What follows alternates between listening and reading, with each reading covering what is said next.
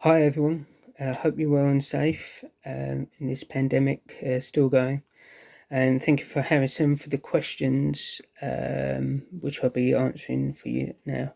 The first question: how did you feel when you found out about the season being put on hold for a second time?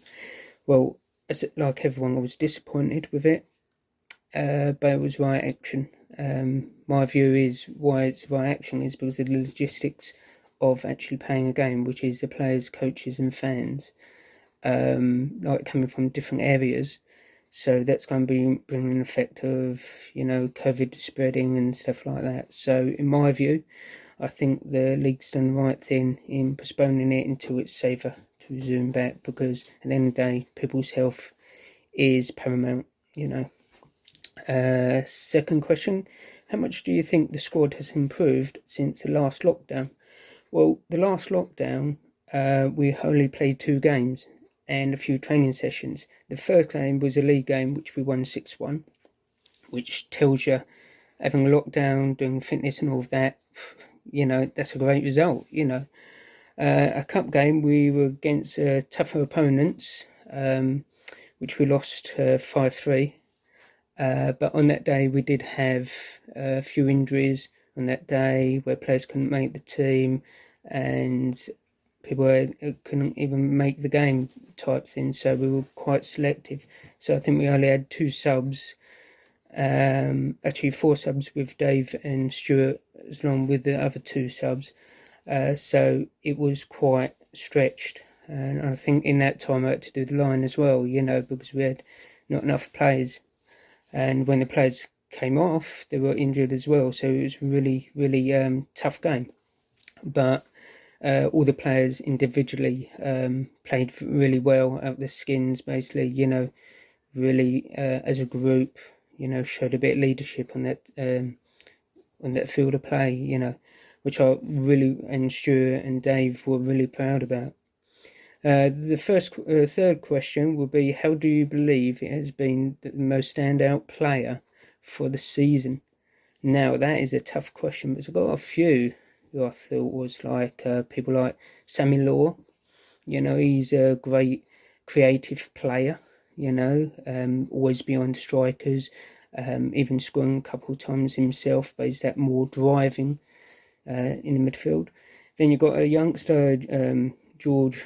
He's quite young, George Spillane. He's a quite young player coming from the reserves. He's great in the centre midfield, gets his tackles in, and he scores a few goals as well. So see that all the goals are coming from different players. But yeah, he's a really good player. Then you got Spike Bell as well, who's a new signing. He's more of a senior player really, because with his experience and all of that, he's like settled down the camp and sort of said, look, just play your football and stuff like that. And he's done a terrific free kick, and he's a good dead ball specialist, so he's a candidate. And then we've got our super sub, which is Dave. Dave comes on to help out the team.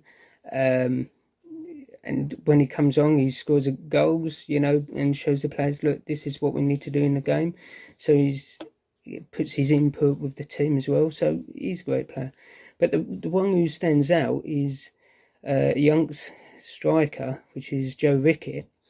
He's actually a top scorer in the club, and he's the third top scorer in the league. So he's third in the goal scoring thing. So he scored 8 goals, which is one behind the second place, which is Nathan Dewberry from Corinthians, and then he's 6 behind from Bradley Morgan from Big Country Hill Rovers, so 6 behind the top scorer. That is quite a good record.